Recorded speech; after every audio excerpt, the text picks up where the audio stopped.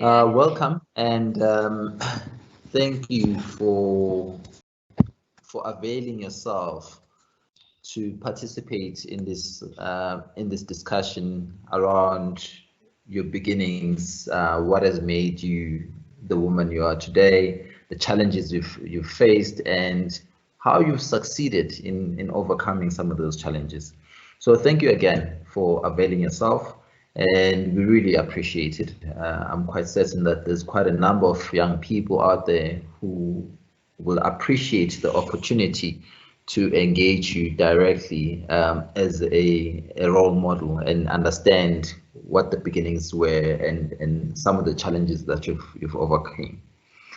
Okay, so Priscilla. Thanks, Reggie. It's great to engage, and thanks for the opportunity to have this conversation. Okay, so I will allow us to start off this this webinar and allow you to first and foremost just give context as to who Priscilla is. And I know for a fact that a lot of young people will be a lot more impressed with the fact that you're the first female CEO of a multinational petroleum company. Thanks, Reggie, for that. I think first of all, I am a daughter, a grandchild, and a mother, because that's quite important just to remind myself of where I come from. Extremely privileged and really blessed to have had the opportunity to be raised by both my parents. In addition to that, my grandmother as well played a big role, particularly in my foundational elements. So hence I always go back to who I am and where I come from. I have an interesting start of my life because I was born in Joburg, and for good reasons, spent about 2 years or so in Mthatha, which is where my maternal parents are. So that was another grandmother that was raising me, and moved to Polokwane, to where my mom and dad were based, because my dad is from Polokwane. And there I had another great opportunity to be raised by a phenomenal woman, my grandmother, who actually never had an opportunity to go to school herself, but invested so much in our education. I remember when I was still growing up, and I had, you might probably not even know because you're so young, for our class to do mathematics at sub A, we had to do sticks, and she will prepare them and find them up so much, so lovely, that every time you touch them, you're worried about how clean your hands are. So that's really where I started in terms of schooling. Being the eldest out of a family of 6, I have 2 beautiful daughters who are now adults and trying to do their own. And I have a loving and supportive parents, as well as my family, my sisters and my brother. So from that perspective, that's who I am. So I think it's just important to start there first, because we quickly go into careers, yet we forget that we are actually individuals with huge, rich background before we become X and X in this company. Yes, certainly. With that said, Priscilla, so Priscilla grows up, and at the time when we were growing up, I'm quite certain it was a different time in South Africa. We're still under the apartheid rule, and a lot of the opportunities that we have today available to ourselves, for your generation, those opportunities were not there. So I can imagine that it was challenging to even think of becoming a female CEO in a multinational company in South Africa at the time. That's true. I would be lying to you if I said it was a possibility. I think the advantage I had was that I had parents who were open-minded. My mom was a housewife. My dad professionally worked as a bookkeeper and started from really the low base as a bookkeeper to become an accountant. He became a manager in various operations within the Sasco bakeries. quite an achiever and driven, but they invested so much and gave us hope. And I recall when I was still growing up, and I usually use the example that I started typing at the age of 11. Some of this kids will think that's child labor in China. But that gave me an opportunity to be able to enjoy the office work, to start typing. But there were lots of fundamental values that I learned from there. For example, diligence. If you are like me and you've typed on a typewriter, you don't want to make a mistake. Because as you're typing, if you get to that last paragraph of whatever letters or documents I was typing for my dad, and you make an error, you can't control alt delete. So you start from scratch. At that stage, I did not even know what TPEX was, so I could have cheated perhaps. So that's one of the things that you probably learn at a very, very early stage, to know that you can do anything. So my affinity to office work and wanting to follow my career from an accounting perspective was started there, with my dad guiding me and believing in me. Then for some default, I fell in love with the word chartered accountant. It sounded sexy. It was beautiful. Of course, no one has ever heard of it or knew one. So in that stage, if you are really educated in our village, you are a doctor or a nurse or a teacher. So that's what we knew. And yet when we moved to the township as well, which was where my better part of my high schooling was also shaped, from boarding school going home, there were also no chartered accountants that I knew. But just that is what drove me. So at that part of my life, I think the real drive was I wanted to be X, which was what drove me throughout to achieve that. And once you achieve that first objective, which was quite a long-term goal, because I started at a very early age when I was in primary school to high school, and then you get to university, you still fulfill it because it's what's driving as a passion. Then you start saying, what is my next milestone? So one of the things I'll say to young adults and kids is that it's good to have a vision and to dream, because that shapes what you do in terms of your next steps. Did I ever thought I would be a CEO of a company, or do I think my next career that I'm moving into was in my dreams? Not really. But what I wanted was to be a leader and to continue to create an inspiration for others to follow in my footsteps. And when I was given opportunities to grow my career and people were taking risks on me, I always had clarity of purpose and clarity of vision, so that I can actually then decide, how do I shape the next step? Because it's easy to be pulled all over, particularly in South Africa, where talent is limited, particularly Black and female talent. So you have to anchor your career, you have to deepen it, because that's those pillars that you lay at that early stage of your career that gives an opportunity to broaden your horizon.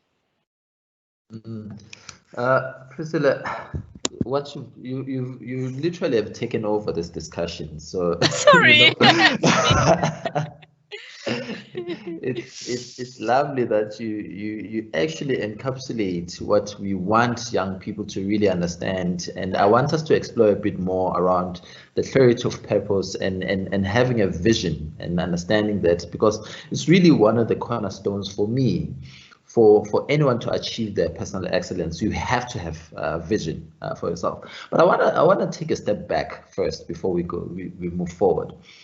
At what point did you say to yourself, okay, and what is it? What was the event that introduced you to this chartered accountant field, and you making that decision to say, well, I really think this could be something I want to do? As you said, at the time in the townships, you didn't have anybody you knew that was a chartered accountant. You had not heard of somebody who was successful in this field, but you went into it. And I want to understand at what point that vision was actually given birth to. I think was probably, and here I have to give some credits to my teacher in high school. So having worked in my dad's office, and I've always known that I want to follow his career, because to be quite honest, he was my role model, and very, very driven, but yet very, very empathetic, supportive of his family, and available for us. So from that inspiration, I wanted to follow an accounting profession. So when I got to high school, which was a boarding school, again back in Beggersford, which was far from home, it gave me a good foundation, because when I was talking to one of the teachers and he asked me, what do you want to do? And I said, I want to be a chartered accountant. And he said to me, what do they do? I had no idea what they do. So I said, well, when I go to my dad's office, I see a lot of accountants, so I suppose they work with books like my dad does, so that's exciting for me. But I like the word chartered because I believe it brings an oomph to it. And I've had from some of my dad's colleagues, and that is much better. I was just talking from my head. And he said, you have to do well in mathematics and accounting. So it just then happened that accounting was one of my strongest subjects. So he started guiding me there, and I really loved accounting in high school. And I'm competitive by nature. And usually when I was still growing up, I was young and with older people in class, and the fact that I could lead in a number of subjects and the teachers can depend on me to be able to take some complex accounting issues, support people, and always be the one who's on top was exciting. So that's probably where some of the areas of growth came from. But it was default. It was really by default. I was probably. But you know, when you're the youngest in school, and back then where kids can beat you up, they can treat you differently. You have to have strength of survival. And one of them was when it came to English and it came to accounting, I was the best. So I'll always make sure that in class, in different subjects, I'm ahead of everyone else and get the recognitions, but also willing to support other people in terms of understanding those subjects. So maybe I can give you a platform right now to admit. I know the accounting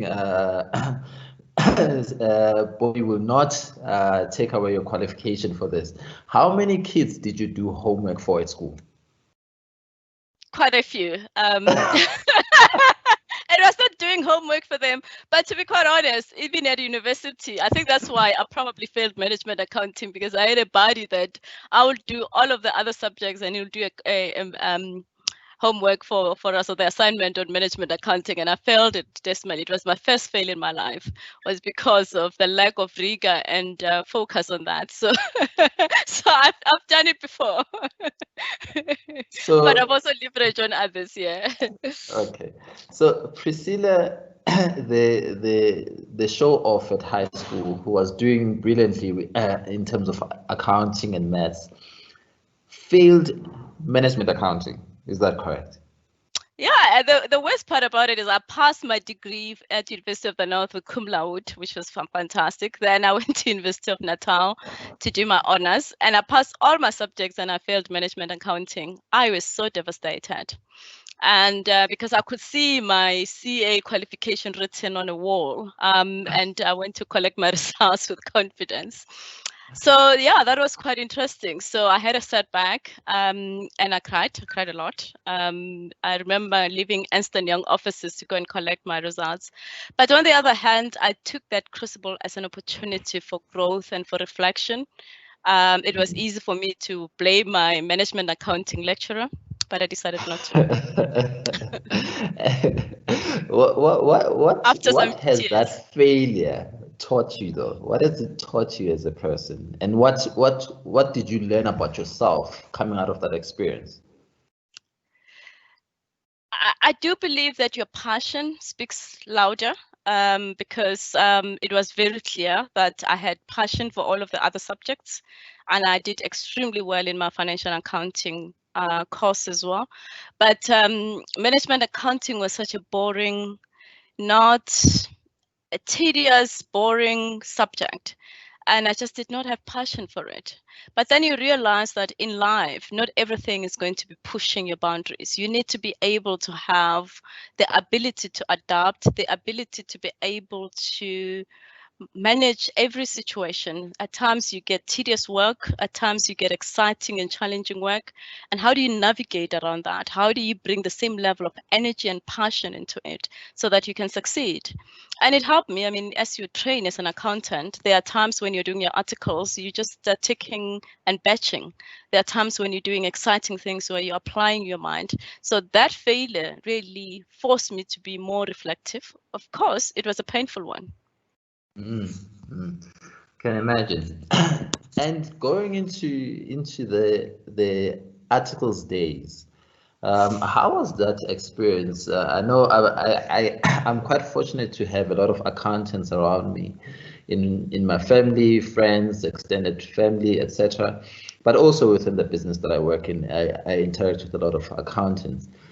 And everybody has got stories to tell for days, struggling to get to an audit, or or you have a partner who's quite driven and wants results. You have to finish your audit at like 12 midnight, etc. All those struggles that auditors generally go through in their article days. What can you remember about that? I suppose for me, again, this was a great opportunity. I joined a small office, but it was not small. It was big enough for me to be given assignments at every stage of my career in that 3 years or so, at very exciting companies and exciting opportunities as well. But having said that, I mean, I remember my first day when I joined Ernst & Young in Pietermaritzburg. I could not switch on a laptop. Because I've typed. I was very good at that. I've seen a computer in my dad's office, but I never had an opportunity to use it. So it was quite tough. You're sitting with kids in the same room where you're new trainees. You've been given the rules of the game, and yet you don't even know how this particular MacBook works. So I had to first familiarize myself with that.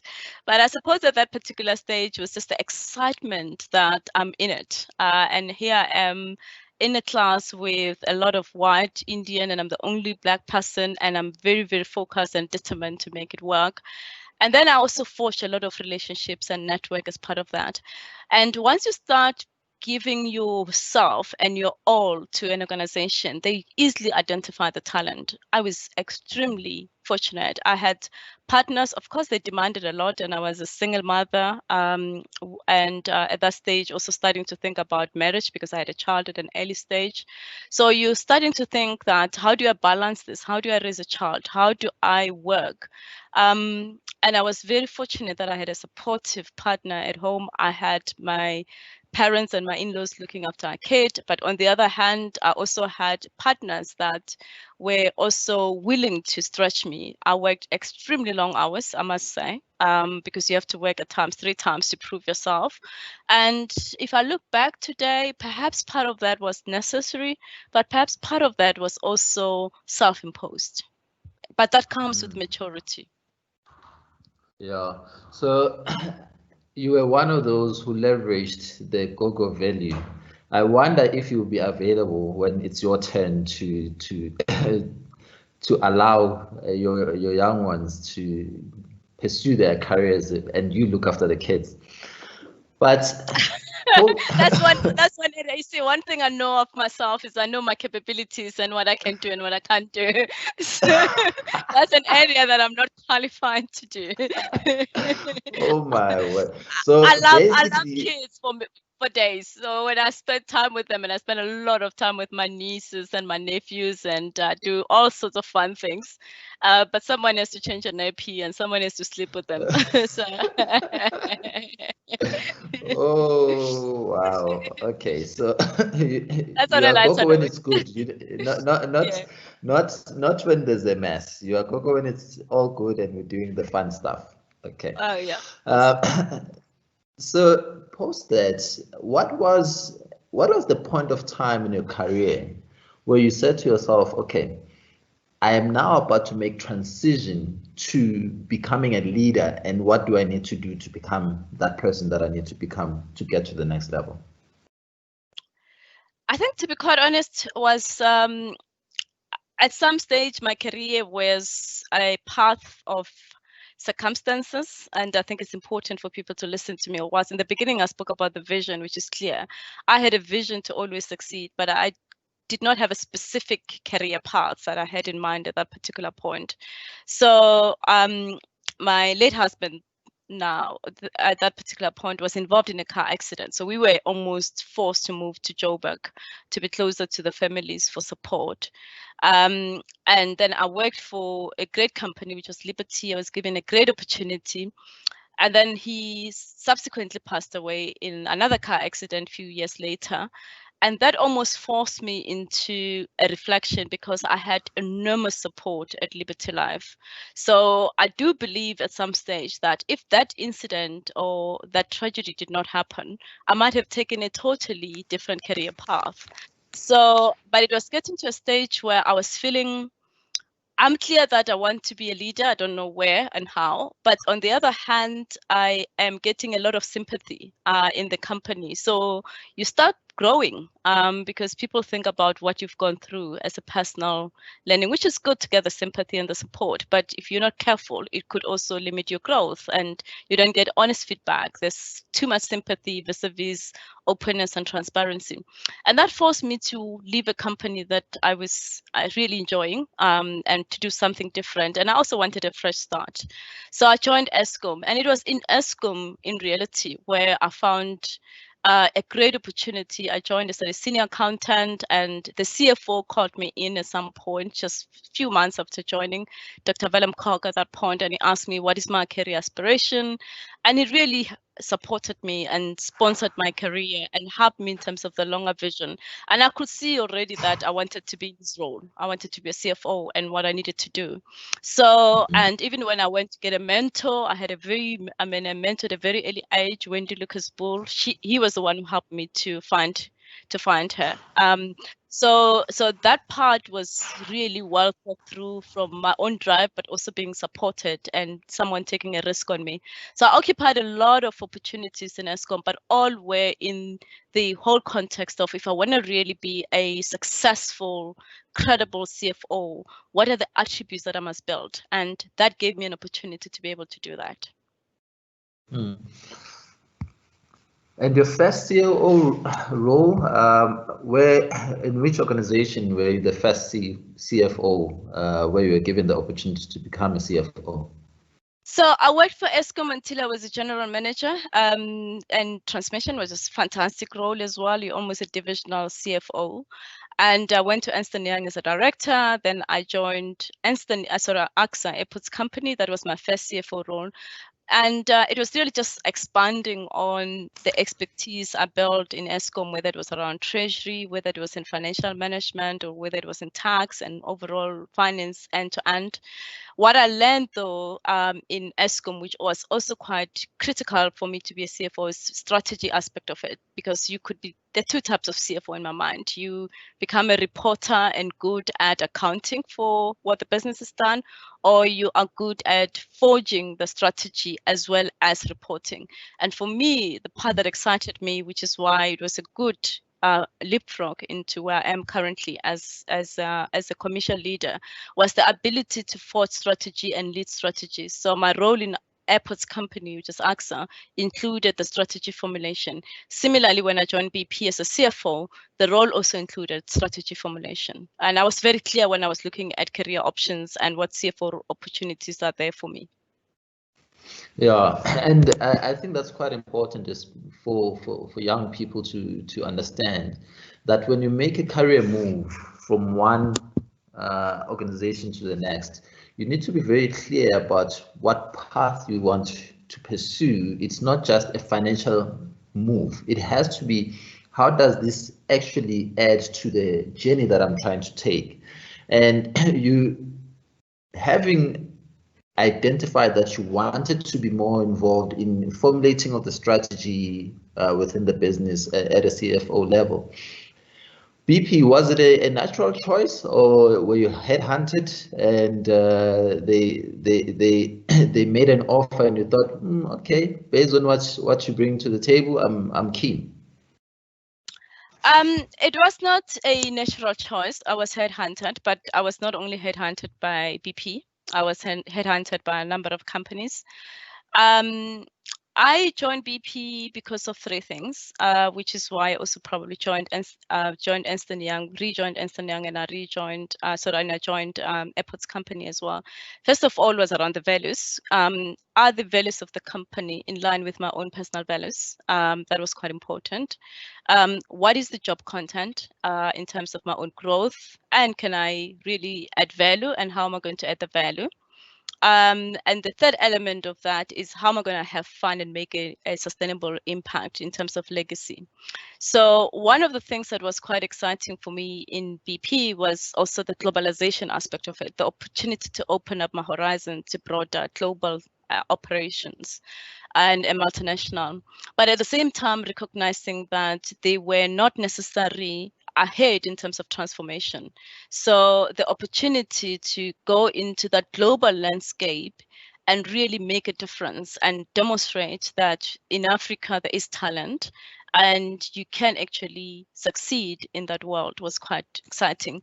But I suppose the other part is that I just seems to be attracting exciting jobs. The business was going through its own challenges, the exciting opportunities to make a difference in terms of how you reposition the CFO role, the business globally. There were lots of control issues. So that also gave me an opportunity to come into something that I could craft the way I wanted to be crafted.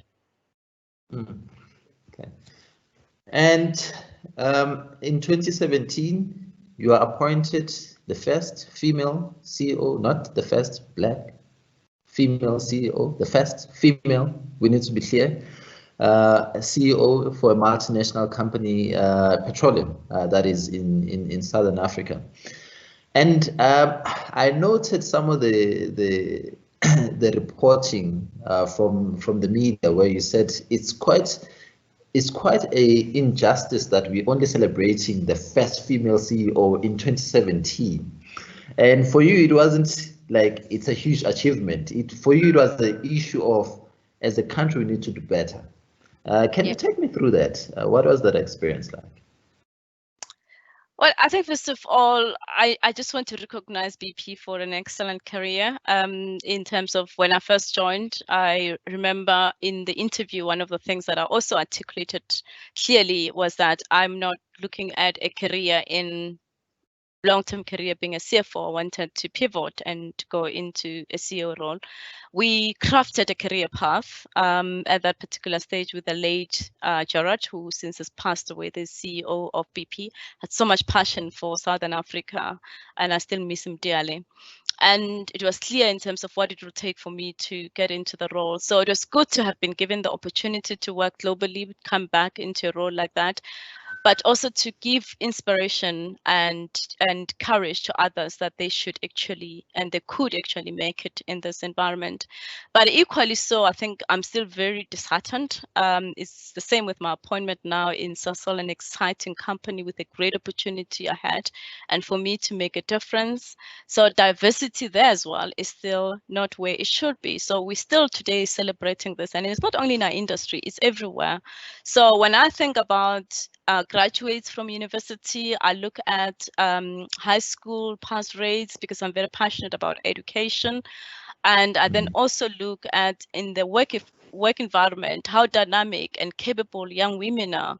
And yet something comes through and create a bottleneck. I call it a funnel most of the time. People who know me is that part of how do we de-bottleneck this funnel and make it a tunnel so we can pull through this talent. There are times you hear excuses that it's about choices, it's about cultural barriers, but it's equally about the environment and how conducive it is to enable the businesses to unleash this potential, this talent that is actually abundance of it.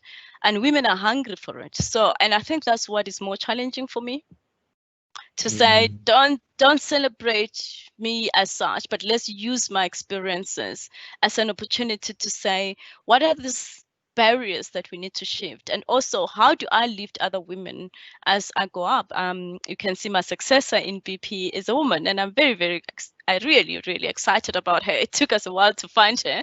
And when I did, I was just a great opportunity for that. Internally as well, I've always emphasized diversity and inclusion, of course, based on merit, but going deeper to make sure that we can pull that silent voice of women and take our biases away when we are doing recruitments, when we are setting up policies, and also just thinking of the things that I had to struggle with during my career, trying to work 3 times as hard to prove I'm capable. As I said, times it's self-imposed, but it's reality. At times having to think about where are my kids, forgetting that school finished at 3 o'clock. I was supposed to have picked them up at 7 from aftercare. I haven't. Now you want to attract the right talent and give both young men and women an opportunity to still have families. How do you do it as a leader? And I know a lot of time people take for granted the amount of pressure and the amount of weight that's on women's shoulders in corporate, that they feel that they have to do a bit more than everybody else, probably more than a bit, just to be recognized as having done enough to merit, be it promotion, merit being recognized as key in the roles that they occupy in corporate. How do we really, as a country, close this gap of this continuous expectation that women have to do more than what their male counterparts have to do, but receive the similar type of recognition at the same time? I think it starts with the culture as well, because I do believe that I can't be Priscilla at home and Priscilla in the office that are different. It's so difficult to take my cultural and my home and my personality in me away from who I am in the office. So how do we make sure that as a society, we recognize first the value of women as equal in our society? That's fundamentally important. I mean, if you look at today, the issues of gender-based violence, how many of our women are going through some very challenging and abusive relationships, and yet we expect them to come to the office and be productive and efficient. You can't address that. So there is a cultural and societal norm that we need to address, and how we raise our boys to be able to appreciate every human being despite their gender, despite their race, etc. So I think that's very, very important. The second element of that is I'm a firm believer in policies, but policies without clarity of commitment and mindset by the big corporates, especially male CEOs, because they make a difference in terms of the tone that is set for the organization, is not going to be helpful. We have our biases. When I enter a room, and I always accept, I look for people that are similar to me. If I'm sitting in an interview with 5 men, how am I likely to get an opportunity to be promoted? Yeah. How do they recognize some of my approaches, my empathy vis-a-vis where they'll come from? If I can walk in there and talk about golf and soccer, how do they get the best out of me? What is my networking platform that I will have at work so that I can be able to be seen and sponsored and be supported and feel valued as part of that? And so you have systems, you've got processes that you need to address, but you have to have an intention. That intent is very, very important, because then it forces you to ask why? We have not appointed a female in this role. Why? It's not about they're not available. Go deeper. And then what are we going to do next time that we've got a credible panel of women that can sit and select from a credible a credible pool of candidates? So you have to match that, because as long as we have lots of men sitting and appointing candidates, our opportunity for success is going to be quite long to be addressed. Yeah, and I'm reminded of a conversation I was having with another CEO, a male CEO of a tech company, and one of the things that we discussed was female leaders, and one of the things that he said, which I found profound, is that he said whenever he has a female mentee that he's trying to groom into a leadership role, he always tells them, do not try to be like men. Be yourself. Be a woman. This world needs female leaders, not female leaders who behave like men, because women in their own capacity are brilliant leaders. So you don't need to adopt male tendencies or male qualities for you to be a good leader as a female. You can just be yourself and continue to contribute as a leader in the society. And I agree with you that there has to be a clarity of policy and intention from the business itself to actually transform and be an inclusive business. And we find challenges as businesses, largely by the fact that the panel of interviewers is made up of male male leaders within the organization, and you have potentially somebody from HCM, human capital, and that particular individual could be a female, but that voice will drown amongst male voices within the room when it comes to opinion, and also just making the candidate feel at ease within the interview.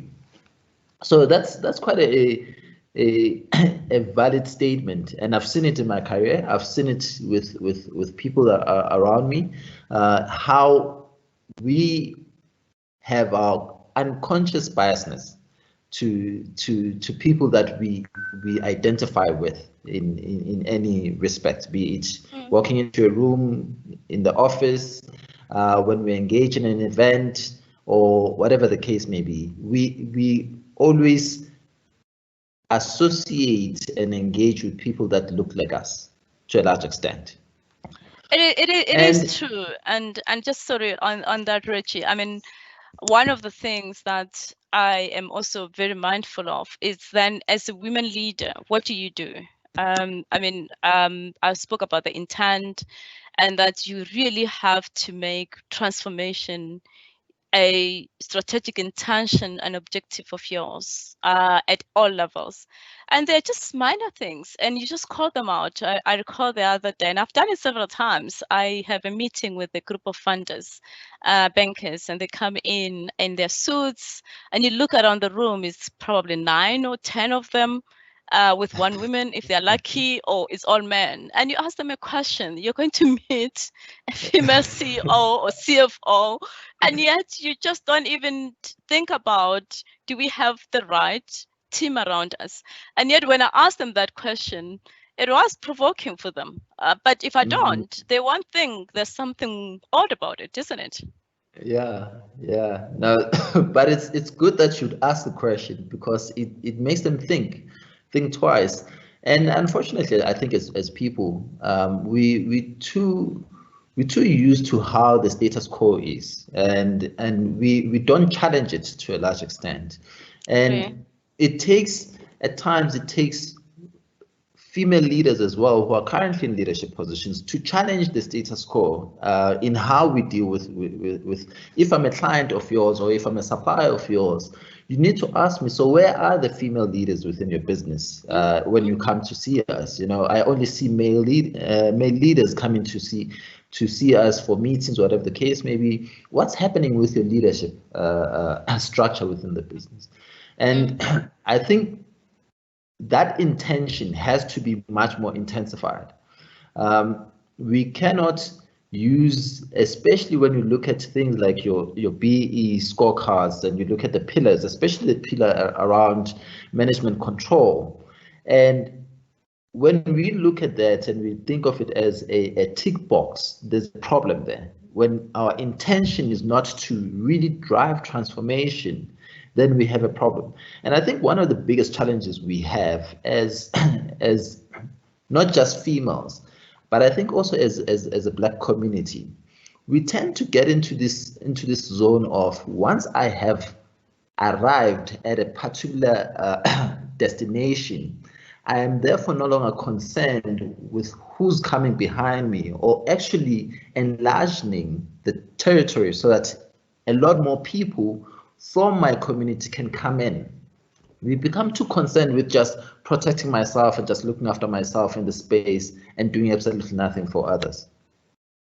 That's true. But I think one of the things, because I try and become not philosophical around these issues, understand, is that at times people don't have courage. And for you to be able to have courage, you need to have confidence in yourself. You need to be clear around your value proposition to the organization. Because if you have that, you'll know very well that to sit in a male table and discuss issues of gender-based violence, discuss issues of women and how we're going to identify women and how we're going to pull them through, and go to the coffee shops and talk to the guys who feel, so Priscilla, since you've been a CEO, we don't believe as men we have an opportunity for growth. Yet when you look at the statistics, more men are being promoted than women, because that's where the pipeline is. Just because you are challenging the outcome to ask how credible was this candidate pool. And and I remember talking to my team at some stage to say, you can't tell me you interviewed, let's say you have 5 candidates, you interviewed 5 of them, 3 of them were women, all of the women scored less than 5 out of 20, and the men scored 18 and 17. It's not a pool of candidates that is credible, but they work in the system to give you the satisfaction. So it's a lot of hard work, and you have to have the courage and the passion to drive it, to challenge it all the time. So at times people see people who say, sure, this is tough for me, I just can't do this. So we're thinking that it's because of self-interest. I wonder how often, and I'm not saying there isn't self-interest, but I think part of that is just the courage, this perseverance required to do this, right, is a lot. And also to sit with women and in interviews and look at their big portfolios that they mentioned. I was the CFO of this, go into content, but to just guide them through that. And so that when a person is not successful, you've actually asked them, you haven't really delivered anything, have you? Why are you moving from one role to the next? I'm not doubting the fact that the culture, the environment is not conducive, but you have to build some sort of resilience and be able to deepen your experiences, be able to offer a value proposition to whoever wants to employ you, because it's a competitive environment. So how do you do that as well without feeling that actually it's not my business? Because I do believe that feedback builds character, builds people. So it's a lot of hard work, and I do believe it's about courage, really. No, true. And now moving on to your next venture, going into Sasol, what motivated you to make that move? Or is it just timing, or you're keen to have a new experience something different? Well, I think I knew that at some stage I'm going to outgrow the current role, maybe quicker than I thought, but I would have stayed another year or 2. The timing was a factor because of when the opportunity availed itself.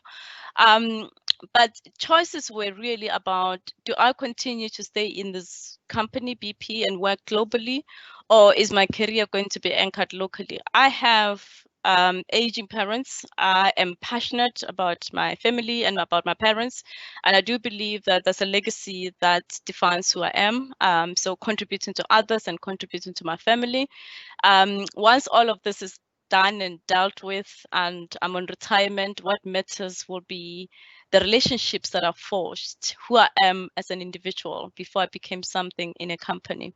So that has actually repurposed my life around the next company that I'll work for, because it was quite clear that I have to really maximize whatever time I still have with my parents. I'm not saying I'll go earlier than them or they'll go earlier than me, but I'm very fortunate when I look at my friends and that I still have both of them. So that's really where the choices came through. So once I had that clarity to say my next role has to be South African based, then the question is, what is the type of role that I can do that can challenge me and continue to grow?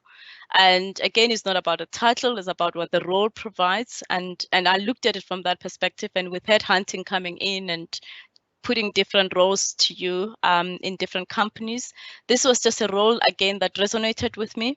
Going back to why do I join a company, from a values perspective, from an opportunity to leverage at my experiences I've gained in power or in Eskom, moving another decade or so in BP. So combination of both, a business that is going through a different landscape in their life, that is actually repositioning itself and redefining itself, the opportunity to get in there and be part of that team and to make a difference, something that I could not resist. So that's really what attracted me to this opportunity, and knowing that I will continuously grow in it and forge again solid relationships, because I'm leaving fantastic friends, and it was not an easy decision for me in BP. I actually cried so much. The last time I cried like that was when I left Ernst & Young after my articles, and it's still very emotional because of the relationships that one forges, and I look forward to do the same in Sasol. I think on the other hand, the opportunity that is a South African company or incumbent that provides me with an opportunity as well to make a difference for the country. Okay.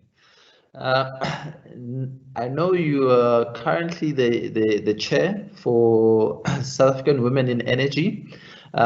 What's that like, and why do you feel that it's quite critical for you to be involved in that type of initiative and driving the women transformation in the energy sector? I think this is where, as a Christian, when they basically say that God has plans, and this is another area where my plans and God's plans just align. So I've been extremely privileged to meet Mr. Radebe, who he's going to be my predecessor soon. So I'm succeeding him in Sasol. He has so much passion for leadership development broadly. And he started spearheading the women in oil and gas. I think that's when he started before. And they did that for a year or so. And then the following year, he challenged me to join 2 years later, and gave me the opportunity to say, you can actually be the face of this and you can sponsor it. And it's been such a great honor to meet a lot of dynamic, capable young women, as well as accomplished women, in both from a business entrepreneur side, business side, and corporates that are hungry for role models and have similar stories that they can share with you, can learn from them, they can learn from others. So it's a platform that enables us to have dialogues, but also to mentor, to coach, and also identify, particularly as a leader in my own organization, understand what are the things that are getting in the way that I might not be open to, or I might actually not be clear about, because at times you operating at different levels, our businesses are complex. There's just so many things that gets in the way. And every time you hear a story from a young female, you wonder, to what extent is that happening in my own organization? Or what do I need to do to help in my own business? So there's a lot of learning from and to. So it's actually a dual partnership. So that's where it started from. And now that is also now coupled with the opportunity I've now been given to be on the Vets Business School as a chairperson for at the advisory panel. So that's also quite exciting, because again, builds on my passion for education. And in BP, when we're looking at bringing in broad-based and local participants, when I first joined, I was very clear that one of the things that we're going to drive is education. So we created an education trust that goes back into the rural areas and identify young talent in areas where we can find Priscilla, who never knew what an accountant is, don't have anyone at home that has ever gone to university, but they don't have the means to be coached through high school and then to go to a university and become a successful engineer or doctor or whatever they want to be. And that process and that opportunity in BP as well is what has really resonated me with the women in energy, and just saying, as we plant seeds, the dots will continuously align at some point and connect. So my part is use the opportunities that I've been given to plant the right seeds in terms of my time, my resources, and to make sure that I can leave a better legacy for others. No, that's lovely. I suppose that's part of just purpose meeting readiness to actually do something for others. I quite enjoy the fact that you're saying it's what drives is really trying to make a difference for other people. So Priscilla, just before we wrap up, there are a number of things that I regard as principles for personal excellence, things like sacrifice, which you've mentioned a bit, the clarity of vision, things like being relentless in pursuit of your goals. And additionally from that, there's also consistency that needs to come into play.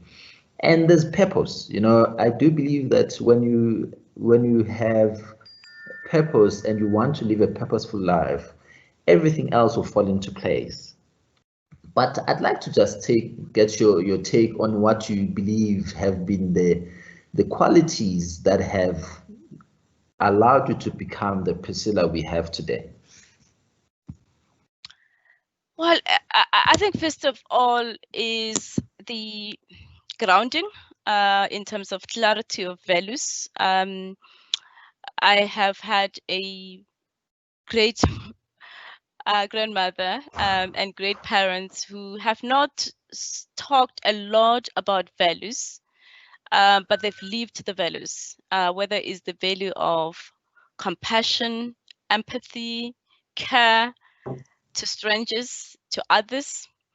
And that can just be infectious on you as an individual when you're growing up. So I've had that privilege, and I must say that has stand me in a better way throughout my whole life. So the second part of that is what we've been talking about, is your clarity of purpose beyond yourself. What is a legacy that you want to leave? If I look at my girls, what do I think they're most proud of in terms of me as a mother? And that's very important. And then once you've done that, is then that clarity of vision. Where do you want to go? And once you achieve that vision, partly or wholly, depending on how you define it, how do you use it to drive your purpose in a meaningful way and a sustainable way? That becomes quite important, I think, for me. And then there are other elements around how do you adapt? Every situation is different. And I've spoken about some few challenges, or you can call them crucibles if you go back to the business school languages, whether it's failing for the first time, or whether it's around losing a loved one, or going through a difficult relationship, or a exciting part where you see a success in your career. All of these things bring growth to you. So how do you then utilize those to sharpen yourself, to grow from them, irrespective of the circumstances that you find yourself in? You know, I grew up under the apartheid system. At some stage, I studied under a tree. You know, I still have a scar when the chalkboard fell on my foot. It could be an excuse, but it could be an opportunity. So how do you utilize that to be reflective and to continuously learn from it? And it comes with maturity as well. But I think what I would like to leave with the young individuals is that those things are not, they are, someone actually said there are lots of traffic lights, there are lots of roadblocks and gravel roads, etc., and potholes. They make you a better person. You just have to have the open mind, learn from others, don't repeat my mistakes, network, sought help, look for sponsorship, mentorship, because this journey can be lonely on your own, but if it's a team, it's fun. And that's who I am. And that's what has defined who I am. And when I don't know anything, I become vulnerable. I ask. If I need to cry, I cry. Sorry. Because I cannot be authentic with myself. I cannot be Priscilla and be different at work and be different at home. I will not be able to cope. I can use my brain for something else. No, thanks for that, Priscilla. I think being genuine about who you are is one of the most critical things in a leader, and I think people make the assumption that you have to be something else for you to be seen to be a good leader, and I think within all of us we have the right ingredients to become the leaders that we're meant to be. You shouldn't try to replicate Priscilla. You shouldn't try to replicate so and so. You should just try to become you in any event, because when people connect to people, they don't connect to a facade or something that they can relate to. And it's quite essential that for young people who aspire to get to Priscilla's level, they need to understand that Priscilla had to lead by being Priscilla and nothing else but Priscilla, and that's, I think that's one of the best lessons that I'm getting from this, that there is no part where we have to try and become somebody else for us to be better leaders. Yeah, If it and does mean that crying, we should cry.